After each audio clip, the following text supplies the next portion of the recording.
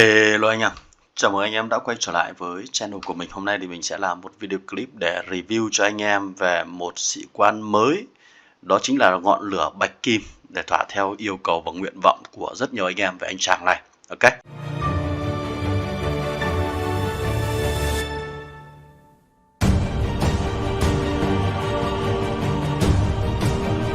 Rồi, thì anh chàng này là một trong số những anh chàng của phe sư đoàn tiên phong, và nó có một cái tiểu sử rất giống với Chột, hay còn gọi là Tử Xà Úc Châu, và trước đây chúng ta có tên gọi là Cao Nguyên Thần Cáo, khi cũng là một trong số những người của Hắc Quạ và rời bỏ Hắc Quạ chỉ bởi vì cái chính sách và cái đối đãi của quân đoàn Hắc Quạ dành cho biệt đội và binh lính của anh ta. Cho nên là anh ta đã đầu quân cho sư đoàn tiên phong và thành lập lên cái găng tay màu đỏ, biệt đội găng tay màu đỏ, để làm lên tên tuổi của mình. Thế thì ngọn lửa bạch kim là một sĩ quan của sư đoàn tiên phong, và anh ta là có sở hữu các cái bộ thuộc tính là dành cho pháo binh, và có khả năng đồn trú cũng như sở hữu kỹ năng rất là mạnh. Đó. Và để sở hữu được anh chàng này thì chúng ta bắt buộc phải chơi ở những cái máy chủ đã mở được 300 ngày trở lên. Đây là toàn bộ những cái thông tin cơ bản về anh chàng này. Và chúng ta sẽ cùng xem về cái bộ kỹ năng của anh ta xem có gì đặc biệt không nhé. Rồi, kỹ năng đầu tiên là kỹ năng chiến thuật. Anh ta sẽ bắn ra một viên đạn với có hệ số là 1500. Một trong 3 sĩ quan mới đến đều có cái hệ số 1500, một cái hệ số rất lớn.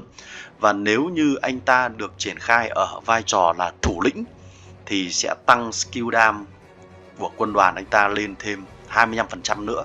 Tức là phải đứng ở vai trò thủ lĩnh thì mới được hưởng cái 25% này. Vậy là 25% này nhân với 1500, nó tăng lên rất là nhiều anh em ạ.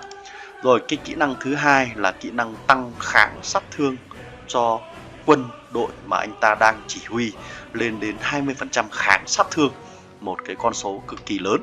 Đó. Và cái kỹ năng thứ ba là kỹ năng tăng sát thương khi đồn trú, lên đến 35%, một con số cực kỳ tuyệt vời cho một cái sĩ quan dành cho pháo binh anh em ạ.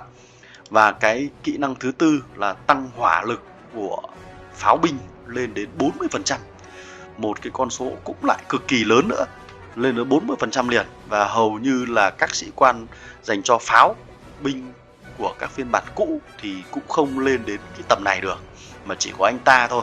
Ok. Và kỹ năng thức tỉnh, sau khi thức tỉnh thì nó sẽ có cái khả năng boost cho cái skill này lên thêm. Thì nó sẽ boost được những cái gì?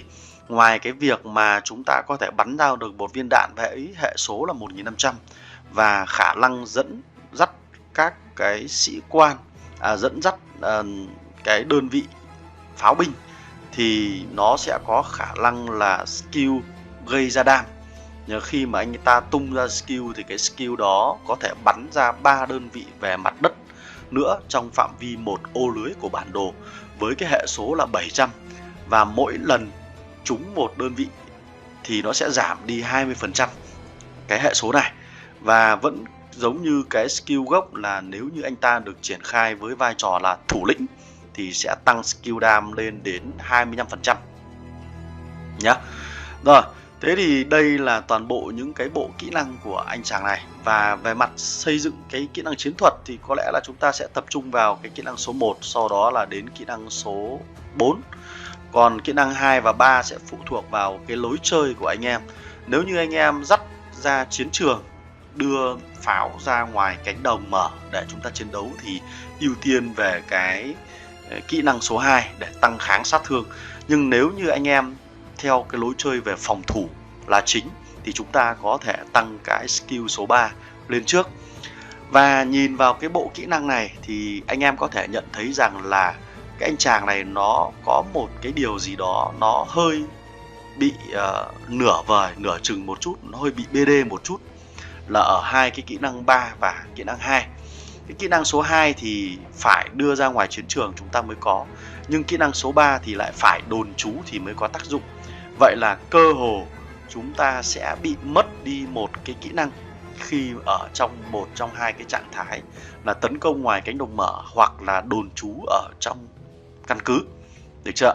Và cái điểm đáng giá duy nhất ở trong cái bộ kỹ năng của anh ta có lẽ đến từ kỹ năng chiến thuật hoặc là kỹ năng thức tỉnh, khi mà anh ta có thể gây ra sát thương cho 3 đơn vị về mặt đất nhá, 3 đơn vị mặt đất nữa ở trong phạm vi một ô lưới của bản đồ. Và cái việc gây sát thương 3 đơn vị này nó không đề cập đến việc là anh ta phải đồn trú hay là không, chỉ cần là triển khai vào đơn vị pháo binh là đã được rồi. Và cái hệ số này cũng khá là lớn là 700, được chưa?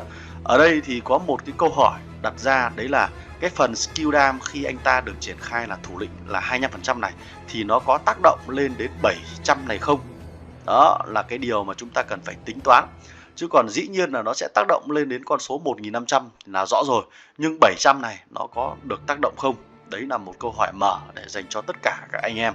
Chúng ta có thể đi tìm lời giải đáp với những người chơi đã đầu tư vào anh chàng ngọn lửa bạch kim rồi. Và cái kỹ năng thứ hai, đấy là cái giá trị lên đến 40% hỏa lực của anh ta, được chưa? Thì còn lại 23 thì mình không đánh giá cao lắm. Như vậy là gì? Để phát huy tối đa về cái năng lực của anh chàng này thì có lẽ là anh chàng này nên được triển khai cho ở vai trò là vị trí thủ lĩnh thì rõ rồi. Nhưng hơn nữa, để tối đa hóa được cái lượng sát thương mà anh ta gây ra thì khi mà trong cái quá trình mà phòng thủ căn cứ thì chúng ta có thể triển khai cho các đơn vị về pháo chống tăng, đấy, hoặc là pháo lựu của Liên minh Tự do hoặc là đảng trật tự nhé.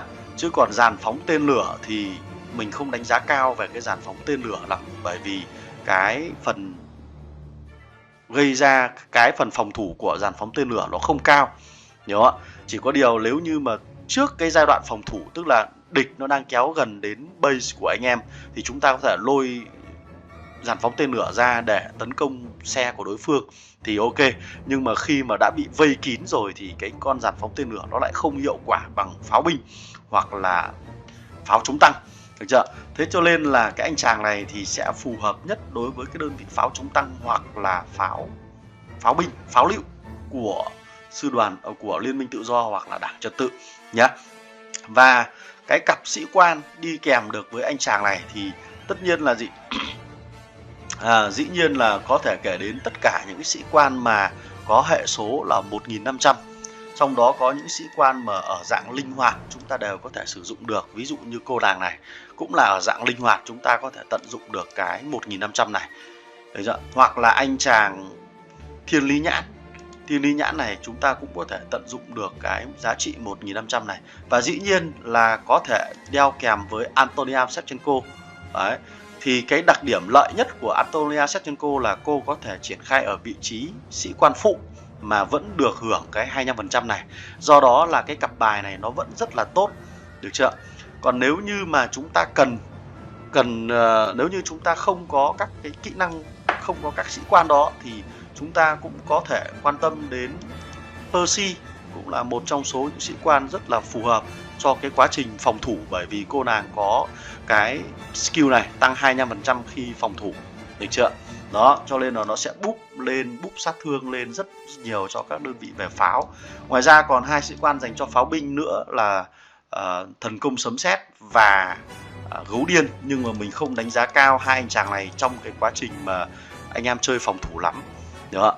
Còn nếu như mà chơi chiến đấu ở ngoài chiến trường thì gấu điên cũng lại là một cái lựa chọn cực kỳ tuyệt vời, bởi vì anh ta có cái hệ số 1500 và toàn bộ cái kỹ năng của anh ta phục vụ cho cái việc tham chiến ở trên chiến trường rất nhiều nhá.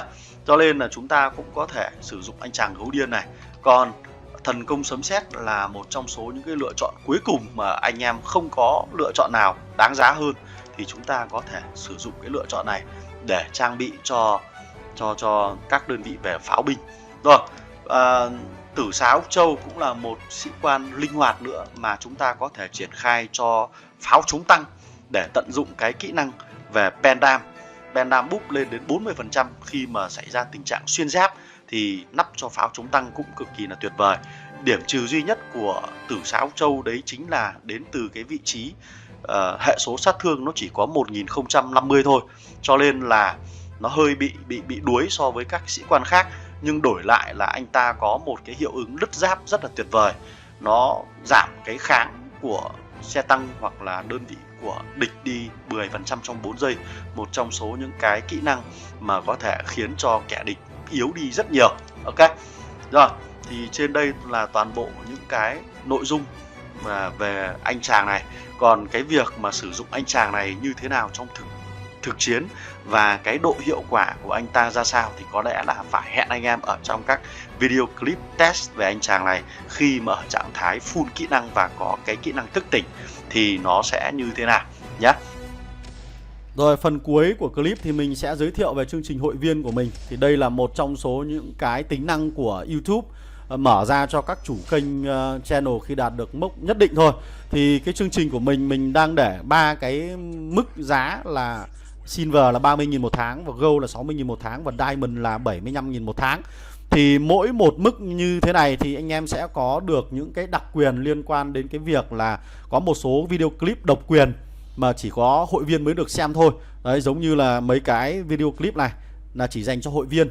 Và có một số các độc quyền khác liên quan đến cái tính năng cảm ơn hội viên, hoặc là các cái sticker trong quá trình mà anh em tham gia chat rồi tham gia livestream của mình.